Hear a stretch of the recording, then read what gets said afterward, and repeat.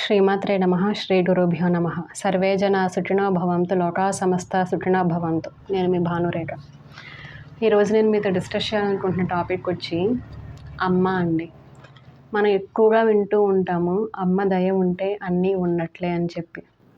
అమ్మ దయ అనేది నిజంగా ప్రత్యేకంగా ఉండాలంటారా? దీంట్లో నా ఉద్దేశం ఏంటనేది నేను మీతో షేర్ చేసుకోవాలనుకుంటున్నానండి. నా ఉద్దేశం అయితే అమ్మ దయ ఎప్పుడూ ఉంటుంది, అందరి మీద సమానంగా ఉంటుందండి. కానీ అది ఒక్కొక్కరు ఒక్కొక్క విధంగా అర్థం చేసుకుంటారు. అంతకు మించి అక్కడ అమ్మ చూపించే దయలో మాత్రం ఎటువంటి తేడా లేదు. దీన్ని నేను ఒక ఎగ్జాంపుల్తో చెప్దాం అనుకుంటున్నానండి. ఒక తల్లికి 2 బిడ్డలు ఉన్నారు. తల్లికి 2 బిడ్డలంటే 2 బిడ్డల మీద ఒకే రకమైన ప్రేమ ఉంటుంది కదండి. వ్యక్తపరిచే విధానంలో తేడా ఉండొచ్చు. ఎందుకు అంటే ఒక బిడ్డ ఆల్రెడీ పెద్దవాడు అయి ఉండొచ్చు, ఇంకొక బిడ్డ చిన్నపిల్లవాడు అయి ఉండొచ్చు. పెద్ద బిడ్డతో ఒకలా ప్రవర్తిస్తూ ఉంటుంది, చిన్న పిల్లవాడితో ఇంకొక విధంగా ప్రవర్తిస్తూ ఉంటుంది. ఎందుకు అంటే ఆ చిన్న పిల్లవాడి రూపంలో ఉన్న ఆ బాబుకి లేదా ఆ పాపకి ఆ విధమైన ప్రేమ లేదు అంటే ఆ విధమైన రక్షణ అనేది అవసరం. కొంచెం ఎదిగిన పిల్లవాడు అలాంటి ప్రేమని అలాంటి రక్షణని పొందే వచ్చాడు. కానీ ఆ పెద్ద పిల్లవాడికి కొంచెం పెద్దగా ఉన్న పిల్లవాడిని ఎప్పుడైతే ఎదిగాడో అప్పుడు చూపించే ప్రేమ కానీ ఆ కేర్ కానీ ఒకలా ఉంటుంది. చిన్న పిల్లవాడి రూపంలో ఉన్నప్పుడు చూపించే ప్రేమ ఇది కూడా వేరేలా ఉంటుంది. కానీ తల్లికి 2 బిడ్డలు ఒకటే. ఇప్పుడు ఈ బిడ్డ ఉన్నాడు, పెద్ద బిడ్డ రూపంలో ఎవరైతే ఉన్నారో ఆ బిడ్డ తెలుసో తెలియకో చిన్న బిడ్డని ఇబ్బంది పెట్టడానికి వచ్చాడు అనుకోండి. అంటే కావాలని చేయకపోవచ్చు. ఒకళ్ళకి 5 సంవత్సరాల బాబుని తీసుకుందాము, ఒక 2 సంవత్సరాల పాపని తీసుకుందాము. అలా తీసుకున్నప్పుడు ఈ బాబు తెలియకో లేకపోతే సహజంగానో కొన్నిసార్లు పిల్లలు కొంచెం అక్కడ తుంటరిగా చిన్నగా అల్లరి చేస్తూ కొంచెం ఉంటారు కదండి. గబుక్కున ఇలా తొయ్యడం కానీ లేకపోతే ఇలా కొట్టడం కానీ, లేదు అంటే ఏదైనా ఒక వస్తువుని కొంచెం ఆడుతూ ఉన్నప్పుడు తగులుతుందా లేదా అని చూసుకోకుండా ఏదైనా ప్రవర్తిస్తూ ఉన్నప్పుడు తల్లి వెంటనే ఆగు, అలా చేయకు, తగులుతుంది, బిడ్డకి హాని జరుగుతుంది, జాగ్రత్త అని చెప్పి ఫస్ట్ మంచిగా చెప్తారు.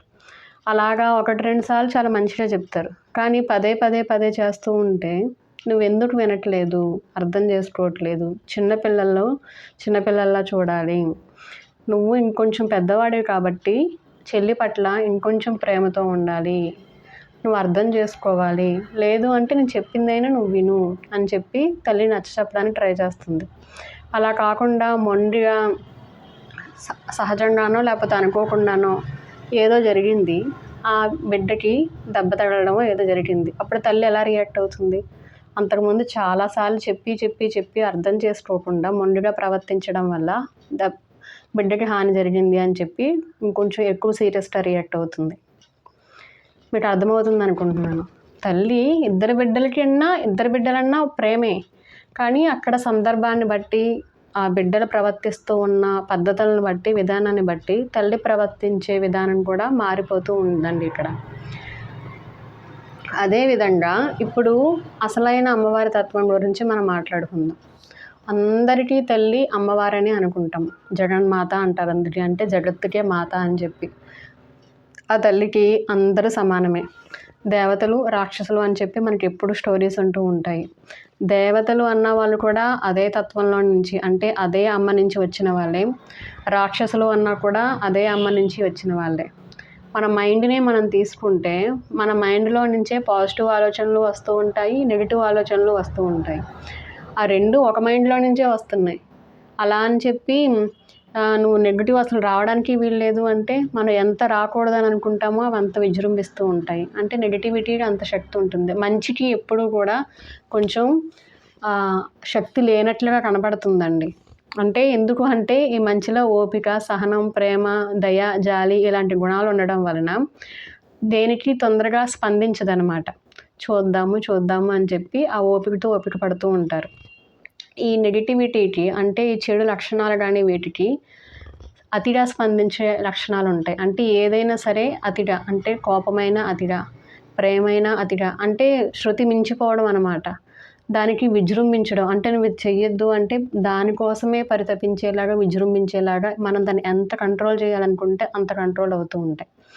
దానినే మనం మన మైండ్లో నుంచి వచ్చే పాజిటివ్ నెగిటివ్ ఆలోచనల కింద తీసుకుంటే ఇలాగా, ఇక్కడ మన మైండ్లో నుంచి ఒకదాని నుంచి 2 ఎలా అయితే వచ్చాయో అదేవిధంగా ఆ జగన్మాత నుంచే మంచి చెడు 2. కానీ ఆ తల్లి ఇద్దరిని ఒకేలా చూస్తుంది. అంటే మంచి వాళ్ళని ఒకేలా, దేవతల రూపంలో ఉన్న మంచి వాళ్ళని ఒకేలా చూస్తుంది, రాక్షసుల రూపంలో ఉన్న వాళ్ళ పట్ల ఒకేలా చూస్తుంది. వీళ్ళకి కావాల్సినవి ఏం అడుగుతున్నారో ధర్మబద్ధంగా వీళ్ళకి ఇస్తూ ఉంటుంది. వీళ్ళు ఎదుగుదలకు, అంటే రాక్షసులైనా వాళ్ళు బిడ్డలే కదండి, వాళ్ళ ఎదుగుదలకు వాళ్ళకే ఏం కావాలో వాళ్ళ కోరికలను కూడా మనం చూస్తూ ఉంటే రాక్షసులు కూడా తపస్సు చేశారు, దేవతలని ప్రార్థించారు, వాళ్ళు వచ్చి వరాలు ఇచ్చారు అని చెప్తూ ఉంటారు. దేవతల్లోనూ పూజించి వరాలు పొందిన వాళ్ళు ఉన్నారు, రాక్షసుల్లోనూ పూజించి వరాలు పొందిన వాళ్ళు ఉన్నారు.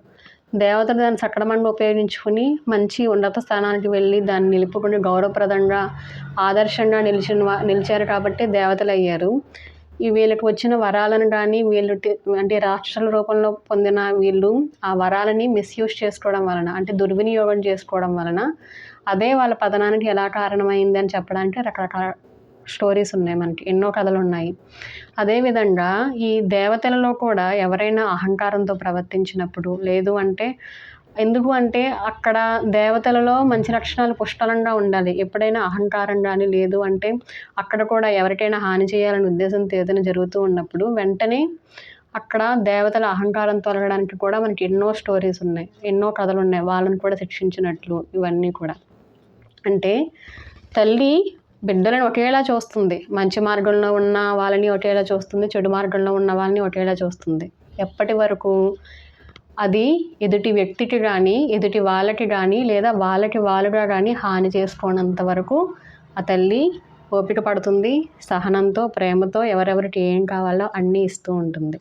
కానీ మంచి మార్గంలో వెళ్తూ ఉన్నవాళ్ళు, అంటే దేవతల రూపంలో ఉన్న వాళ్ళతో ఆ తల్లికి చాలా అనుబంధం, చాలా స్ట్రాంగ్గా, చాలా మంచిగా ఉంది. ఎందుకని ఆ తల్లి ఏదైతే చెప్తుందో ఆ దేవతల రూపంలో ఉన్న వాళ్ళు అదే ఫాలో అవుతున్నారు, అది అర్థం చేసుకుంటున్నారు.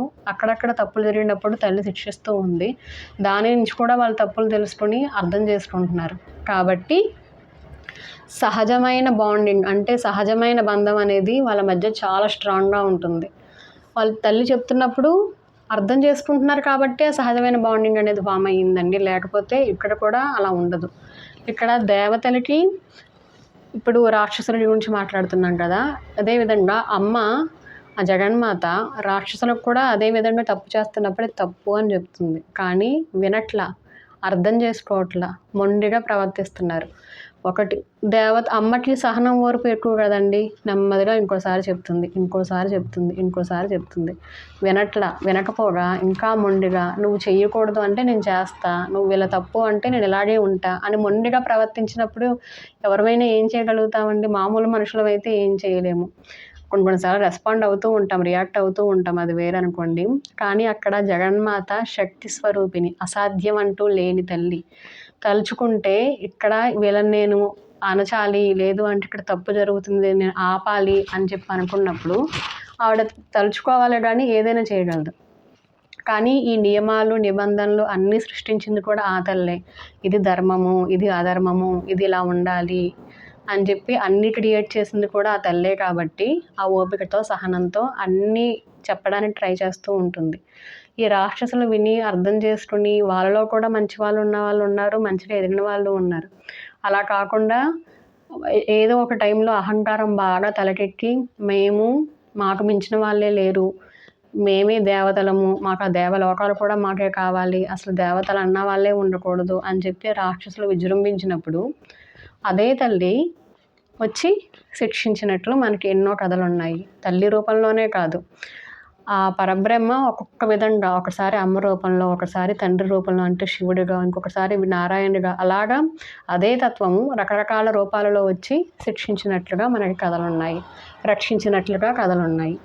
ఇక్కడ ఏంటి అంటే తత్వం ఒకటే, తల్లి తల్లిగానే ఉంది. అది బిడ్డలు ప్రవర్తించే విధానం బట్టి, తల్లి చెబుతూ ఉన్నప్పుడు దాన్ని అర్థం చేసుకునే విధానం బట్టి, అర్థం చేసుకుని మారాలి అనుకున్నప్పుడు వాళ్ళని ఒక విధంగా నడిపిస్తుంది, నేను ఇలాగే ఉంటాను, నేను ఇలాగే చేస్తాను అని చెప్పి అర్థం చేసుకోకుండా మొండిగా వాళ్ళకి వాళ్ళు హాని చేసుకుంటూ ఉన్నా, లేదు అంటే ఎదుటి వాళ్ళకి హాని చేస్తూ ఉన్నా, అప్పుడు అదే తల్లి చూస్తూ ఊరుకోదండి. చాలా సీరియస్గా రియాక్ట్ అవుతుంది. ఎందుకు అంటే అది ఈ బిడ్డకి మంచిది కాదు, మిగతా బిడ్డలకు కూడా మంచిది కాదు కాబట్టి. మరి అమ్మ తత్వం అంటేనే అది కదండి. ఈ రెండు ఆల నుంచే వచ్చాయి. మంచి జరుగుతున్నప్పుడు ఆ తల్లి ఎలా అయితే చూసుకుంటుందో, బిడ్డ అదుపు తప్పుతున్నప్పుడు క్రమశిక్షణలో పెట్టవలసిన బాధ్యత కూడా ఆ తల్లికే ఉంది. కాబట్టి అందులోనూ వాళ్ళని వాళ్ళు హాని చేసుకోవడం ఒకటైతే, వేరే వాళ్ళకి హాని చేయాలనుకోవడం అది ఇంకా ప్రమాదకరం. కాబట్టి ఆ తల్లి అస్సలు ఊరుకోదు. అందుకని చెప్పే మనకి ఇన్ని కథలు ఉంటాయండి. అదే అమ్మవారు, అదే తల్లి సాత్విక రూపంలో ఉన్నప్పుడు లక్ష్మీదేవి కింద, సరస్వతీదేవి కింద, లలితా త్రిపుర సుందరి కింద ఇలా మంచి సాత్విక రూపాలు ఉన్నాయి. అదేవిధంగా కాళికాదేవిగా, వారాహి అమ్మవారి కింద, లేదు అంటే ప్రత్యంగిర కింద ఇలాగా శత్రువులకి ఆ పేరు వింటేనే భయం పుట్టేలాగా ఉన్న దేవతా స్వరూపాలు కూడా ఉన్నాయి. అదే అమ్మ తత్వంతో కాకుండా తండ్రి తత్వంతో తీసుకుంటే భైరవుడి కింద ఇలాగా చెప్పాను కదండి. దేవత అనేవాళ్ళు మనకి ఏ విధంగా అయినా కనెక్ట్ అవ్వచ్చు. కానీ ఇక్కడ మనం అమ్మ అనే తత్వంతో మాట్లాడుతున్నాం కాబట్టి స్త్రీ శక్తితో నేను పోలుస్తున్నాను ఎక్కువగా. ఇప్పుడు ఈ చెడు చేస్తున్న వాళ్ళకి అమ్మ నువ్వు తప్పు చేస్తున్నావు అని చెప్పి నవ్వుతూ మంచిగా చెప్తే వింటారా అండి? అంటే చెప్పింది అప్పటికే 2-3 సార్లు 4 సార్లు చాలాసార్లు చెప్పారు, వినట్లా. చాలా మొండిగా, మూర్ఖంగా, అహంకారంతో ఇదిగా ఉంటూ రెచ్చిపోతూ ఉన్నారు. వీళ్ళు హాని చేసుకుంటున్నారు, వేరే వాళ్ళకి హాని చేస్తున్నారు. అప్పుడు వీళ్ళు ఎలా స్పందిస్తున్నారో వీళ్ళని కంట్రోల్ చేయడానికి మరింత విజృంభించాలి అప్పుడు. అంటే అదే అమ్మ, అదే తల్లి భయంకరంగా అంటే కాళికగా. అక్కడ కాళి అంటే ఓన్లీ భయమే కాదండి, భయంకరమైన రూపంలోనే ఉండదు. ఆవిడలో కూడా ప్రేమతత్వం ఉంటుంది. కానీ అక్కడ ఎక్కువగా శిక్షించే తల్లి కింద కనబడుతుంది. ఆ శిక్ష ఒక్కొక్కసారి మనకి కూడా అంటే మన లోపల వస్తున్న మన ఆలోచనలే మనకు కారణమైతే, మనలో ఉన్న నెగటివిటీనే మనకి పతనానికి కారణమవుతుంది అనుకుంటే, మన ఆలోచనలనే ఆవిడ, మన నెగటివ్ థింకింగ్ని ఆవిడ స్టాప్ చేసేస్తుంది, అణిచేస్తుంది, అవసరమైతే తీసి పడేస్తుంది. ఏదేమైనా సరే మన ఎదుగుదలకి అడ్డు రాకుండా ఆవిడే చూసుకుంటుంది. అలా కాకుండా బయట వాళ్ళ నుంచి హాని జరుగుతున్నప్పుడు అదే తల్లి బయట వాళ్ళని తన కంటి చూపుతో ఏమి చెయ్యక్కర్లేదండి. ఆ తల్లి ఒక్కసారి విజృంభించినట్లుగా దానిని ఏమంటారు, ఆ ఎక్స్ప్రెషన్స్ చాలు. పిల్లలు ఇంట్లో ఉంటారు, కొంతమంది పిల్లలు తప్పు చేస్తున్నప్పుడు తల్లి ఏయ్ అని చెప్పి ఒక్కసారి సీరియస్గా చూడగానే అర్థమైపోతుంది ఇంకొంచెం సేపు అయితే తల్లిలో ఇంకో యాంగిల్ బయటపడుతుందని చెప్పి పిల్లలకి. కొంతమంది అక్కడతో ఆడిపోతుంటారు. అలా కాకుండా ఇంకొంతమంది పిల్లలు పెద్దవాళ్ళు అయిన తర్వాత నేను చాలా పెద్దవాడిని అయిపోయాను, నాకు ఇంకేం పర్వాలేదు, నేను మా అమ్మ మాట వినాల్సిన అవసరం లేదు, నేను మా నాన్న మాట వినాల్సిన అవసరం లేదు, నాకు ఎవరు చెప్పక్కర్లేదు, నాకు అన్నీ తెలుసు అనుకోండి. విజృంభించినప్పుడు అని చెప్పి అరిసినా కూడా వాళ్ళకి ఎక్కవు. అప్పుడు ఆ రియాక్షన్ వేరేలా ఉంటుంది. అదేవిధంగా అమ్మవారి తత్వం కూడా మంచిగా చెప్తుంది. అన్న వినిపించుకోవట్లా, భయపెట్టి కంటి చూపుతో కంట్రోల్ చేయగలదు. కానీ అంత పీడ్స్టిడిపోయినప్పుడు రాక్షసుల్లో కూడా మనం చూస్తే చాలా స్టోరీలు మరీ దారుణంగా టూ మచ్గా ఉంటాయండి. అంత అవసరమా అన్నట్లు ఉంటుంది, అంటే అంత నెగటివిటీ. అలాంటప్పుడు ఆవిడ కూడా అంతే విధంగా మనం కొన్నిసార్లు చూసినప్పుడు కథల్లో అదే అమ్మవారు ఒకరిగా కాకుండా అనేక మందిగా, అంటే అనేక మంది దేవతా శక్తులను ఆవిడ క్రియేట్ చేసినట్లు, వాళ్ళని ఒక్కొక్క రాక్షసుడితోటి యుద్ధానికి పంపినట్లు, ఇంకా లాస్ట్కి బాగా విజృంభించేసిన నెగటివిటీతో నిండిన రాక్షసుడు ఎవరైతే ఉంటారో వాళ్ళకి అప్పుడు నేనే అవసరం వీళ్ళని అణచడానికి అనుకున్నప్పుడు ఆవిడ రంగంలోకి దిగినట్టు మనకి ఇవన్నీ తెలుస్తూ ఉంటాయి. అక్కడ అమ్మవారి రంగంలోకి దిగాలే కానీ అక్కడ మొత్తం నెగటివిటీ మొత్తం తుడుచుకుపోతుందండి. కాకపోతే ఆవిడ అంతలాగా రియాక్ట్ అవ్వడానికి ముందు ఆమెలో ఆ ప్రేమ, ఆ జాలి, ఆ దయ, ఆ కరుణ అలాంటి పుష్కలంగా మంచి తత్వంతో కూడిన తల్లి కాబట్టి సహనంతో ఓపిక పడుతుంది. మనం స్టోరీస్ వింటూ ఉన్నప్పుడు ఆవిడ ఎప్పుడు ఒకేసారి అటాక్ చేయలేదండి. అంటే యుద్ధానికి ఎప్పుడు కూడా ఆవిడ డైరెక్ట్గా వెళ్ళలేదు. వాళ్ళు చాలా పరీక్షిస్తారు, దేవతలే వరాలు ఇస్తారు. వరాలు ఇచ్చినప్పుడు వాళ్ళు దాన్ని అర్థం చేసుకోకుండా రాక్షసులు శృతి మించి దాన్ని విజృంభించి దాన్ని పదే ఆ అహంకారంతో ప్రవర్తించినప్పుడు కూడా తల్లి శిక్షించదు. కానీ అహంకారంతో సాత్వికంగా ఋషులను గాని ఇబ్బంది పెట్టినప్పుడు, లేదు అంటే ఎదుటి మనుషులను బాధ పెడుతున్నప్పుడు, ఏకంగా కొంతమంది రాక్షసులు దేవతల మీద యుద్ధానికి వెళ్ళి వాళ్ళ రాజ్యాలను ఆక్రమించినప్పుడు, అలాంటప్పుడు అప్పుడు కూడా వెంటనే రాలేదండి. ఆ దేవతలు బాధపడినప్పుడు ఆ అమ్మవారిని తలుచుకుని నాకు నీ సహాయం కావాలి, ఇప్పుడు నువ్వు రావాలి అని చెప్పి పిలిచినప్పుడు ఎందుకంటే ఇద్దరు బిడ్డలే. ఆవిడ చూస్తుంది, ఓపిక పడుతుంది. సరే చూద్దామని. కానీ ఇంక వీళ్ళు అల్లాడిపోతున్నారు. ఇంక నువ్వు రావాల్సిందే, మా వల్ల కావట్లేదు, మేము తట్టుకోలేకపోతున్నాము అన్నప్పుడు తప్పనిసరి పరిస్థితిలో ఆ తల్లే వచ్చి శిక్షించి, అక్కడ మనం ఇంకొక విషయం అర్థం చేసుకోవాలండి. ఇక్కడ శిక్ష అంటే ఏదో ఆవిడ శిక్షించేస్తుంది అంటే ఇక్కడ అణిచేస్తుంది, వాళ్ళని ఏదో చేసేస్తుంది అని చెప్పి మనం కథల్లో చెప్పుకుంటాం కదా. కానీ నిజంగా అసలు వాళ్ళు బిడ్డలే కదండి. ఎందుకు శిక్షిస్తుంది అంటే అక్కడ అది వాళ్ళకి కూడా మంచిది కాదు కాబట్టి. ఇప్పుడు మనం అనుకున్నాం కర్మ అనేది ఎవరిని వదలదు, అది మంచి చేస్తే మంచిగా, చెడు చేస్తే చెడుగా వస్తుంది అని. ఇప్పుడు రాక్షసుల రూపంలో ఉన్న వాళ్ళు పదే చెడు చేస్తూ వాళ్ళని వాళ్ళు అర్థం చేసుకోకుండా నెగటివిటీతో నిండిపోతూ మిగతా వాళ్ళని మంచి సాత్వికంగా ఉన్న వాళ్ళని ఇబ్బంది పెడుతూ ఉన్నప్పుడు అది ఎంత నెగిటివ్ కర్మ కింద మారుతుందండి. ఇప్పుడు ఆవిడ విజృంభించి ఆవిడ రంగంలోకి దిక్కపోతే ఆ నెగటివిటీ అనేది పూర్తిగా ఇంకా ఈ ఎవరైతే సాత్వికంగా పాజిటివిటీతో నిండున్నారో వాళ్ళని అణిచేస్తుంది. ఇంకా అప్పుడు లోకంలో ఈ పాజిటివిటీ అనేది లేకుండా పోతుంది. అలాంటి పరిస్థితుల్లో మాత్రమే ఆవిడ రంగంలో దిగిన కథలు ఉంటాయండి మనకి. అంటే దేవుడు ఎప్పుడు నెగటివిటీని పూర్తిగా అణచాలని చూస్తాడు అంటే ఇంకా ఈ పాజిటివిటీ అంటే ఎవరైతే సాత్వికంగా ఉండాలో వాళ్ళు భరించలేనంత శక్తిని, అంటే వాళ్ళు ఇంకా సహనాన్ని కోల్పోతున్నారు, వాళ్ళు కూడా ఇంకా నమ్మకం పోతుంది అనుకున్నప్పుడు రంగంలోకి దిగి వీళ్ళు శిక్షిస్తారండి. శిక్షించడం అంటే చిన్నగా అంతకు ముందు నుంచి హెచ్చరించడం, వాళ్ళకి అర్థమయ్యేలా చేయడం అవన్నీ జరుగుతూ ఉంటాయి. ఇంకా రంగంలో దిగితే ఇంక వెనక్కి తిరిగి చూసేది ఉండదు, ఇంక పతనమే అని చెప్పాను చూసానండి.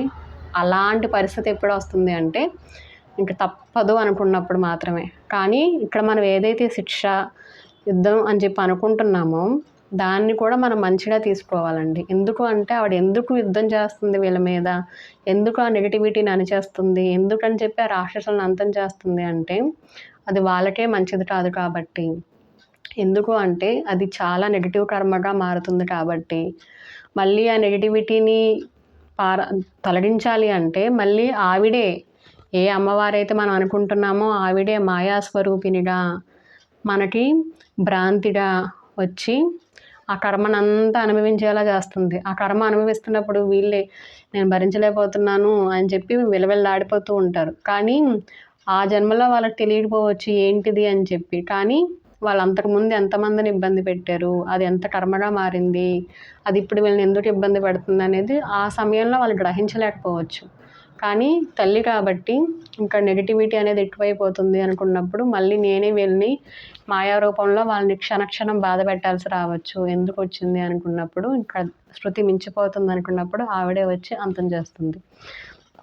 ఇప్పుడు దీన్నంతా మనం అనలైజ్ చేసుకుంటే ఫైనల్గా మనం ఏం చెప్పచ్చు అంటే అమ్మ దయ ఎప్పుడూ ఉంటుంది, అందరి మీద ఒకేలా ఉంటుంది. కానీ మనలో ఉన్న జ్ఞానాన్ని బట్టి, మనకి ఉన్న బుద్ధిని బట్టి ఒక్కొక్కరం ఒక్కొక్క విధంగా అదే ప్రేమతోటి కనెక్ట్ అవుతాం. అంటే అమ్మతోటి ఒక్కొక్క విధంగా కనెక్ట్ అవుతాం. ఏ బిడ్డ అయితే తల్లి చెప్పింది మంచిగా విని అర్థం చేసుకుంటూ ఎక్కడైనా తప్పు చేస్తున్నప్పుడు తప్పు నాన్న అని చెప్పినప్పుడు సరి చేసుకుంటూ వెళ్తారో సహజంగా వాళ్ళిద్దరి మధ్య బాండింగ్ ఉంటుంది. వాళ్ళ మధ్య ఒక పవిత్రమైన ఇంకా ఎలా అంటే ఇంకా తల్లి వేరు బిడ్డ వేరు అన్నట్లు ఉండదు, తల్లి బిడ్డ ఒకళ్ళేనా అన్నట్లుగా అయిపోతారు. అలాంటి కనెక్షన్ ఫామ్ అవుతుంది. అదేవిధంగా తల్లి నువ్వు చేస్తుంది తప్పు అని చెప్పినప్పుడు విని అర్థం చేసుకుని మారడానికి ప్రయత్నం చేస్తూ ఉంటే వాళ్ళని కూడా అదే విధంగా చూస్తుంది. వినకుండా నేను ఇలాగే ఉంటా, నేను ఇలాగే చేస్తాను, నేను ఇదే అని చెప్పి మొండిగా ప్రవర్తించినప్పుడు అక్కడ ఇక్కడ ఘర్షణ అంటే యుద్ధం అనే ఒక వాతావరణం అనేది క్రియేట్ అవుతుంది. అలాంటప్పుడు తల్లి వెంటనే కూడా చెప్పదండి, చూస్తుంది హెచ్చరిస్తుంది, మార్చడానికి ప్రయత్నం చేస్తుంది, మందలిస్తుంది. శృతి మించినప్పుడు ఇంకా ఆ తల్లే ఆ నెగటివిటీని, ఆ చెడుని ఏం చెప్తే ఏ విధంగా చేస్తే అక్కడతో అది ఆగుతుంది అన్నదాన్ని బట్టి ఆ టైంలో ఆ సమయంలో ఆ విధంగా రియాక్ట్ అవుతుందండి. సో అమ్మ ప్రేమ అందరి మీద ఉంటుంది, అందరి మీద ఒకేలా ఉంటుంది. మనం కూడా తల్లితోటి తల్లి వేరు బిడ్డ వేరు అన్నట్టు కాకుండా తల్లి బిడ్డలు ఒకటే అన్నంత ఇదిగా మంచి కనెక్షన్ ఫామ్ చేసుకుందాము. ఎందుకు అంటే అది మనకి ఎంతో అవసరం. అది మనకి చెప్పాను కదండి, మనలోనే లోపాలు ఉంటాయి. తల్లి ఎప్పుడు ఒకేలా చూస్తుంది. మనం మన లోపాన్ని సరి చేసుకున్నప్పుడు ఆ తల్లితోటి మనం సహజంగా కనెక్ట్ అవుతాం. మనం ఇక్కడ మంచి చెడు ఇవన్నీ కూడా అనవసరం అండి. మనం చేస్తూ ఉన్నప్పుడు అంటే మనం ముందుకు వెళ్తూ ఉన్నప్పుడు మనకి ఎక్కడైనా హెచ్చరిక వచ్చినప్పుడు మనం దాన్ని విని అర్థం చేసుకుంటే మనం మళ్ళీ వెంటనే కనెక్ట్ అయిపోతామండి.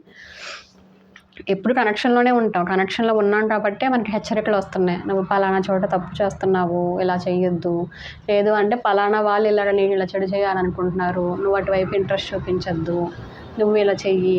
ఒక్కొక్కసారి తల్లి మనకి మంచి చెప్తున్నా కూడా మనకి అక్కడ ఏదో చెడు చెప్తున్నట్లుగా, మనం ఇక్కడ ఏదో నష్టపోతున్నాం అన్నట్లుగా అనిపిస్తూ ఉంటుందండి. అదే చెప్పాను కదండి, చెడు కర్మ భ్రాంతి రూపంలో మాయా రూపంలో కూడా మళ్ళీ ఆవిడే వస్తుందని చెప్పి. అలాంటప్పుడు ఏంటి అంటే ఆ మాయా రూపంలో ఉన్నది కూడా తల్లే. కాకపోతే ఆ మాయను మనం దూరంగా పెట్టాలి కాబట్టి ఆ మాయా రూపంలో ఉన్న చెప్పే తల్లిని పట్టించుకోకుండా అసలైన సత్య రూపిణిగా అంటే పరబ్రహ్మ రూపంలో మనతో ఎవరైతే చెప్తున్నారో ఆ తల్లితో కనెక్ట్ అవుదాము. మనం ప్రశాంతంగా సంతోషంగా అమ్మ తత్వాన్ని అర్థం చేసుకుని మనలో కూడా లక్షణాలను పెంచుకుంటూ మన ఎదుటి మనుషుల్లో కూడా లక్షణాలను చూస్తూ ఎవరిలో అయినా లక్షణాలు కొంచెం తక్కువగా ఉన్నాయనుకున్నప్పుడు వాళ్ళని మనం ఇబ్బంది పెట్టకుండా, వాళ్ళ వల్ల మనం ఇబ్బంది పడకుండా కొంచెం వాళ్ళకి దూరంగా ఉంటూ మన పని మనం చేసుకుంటూ వెళ్ళిపోదామండి. Thank you so much. Gratitude.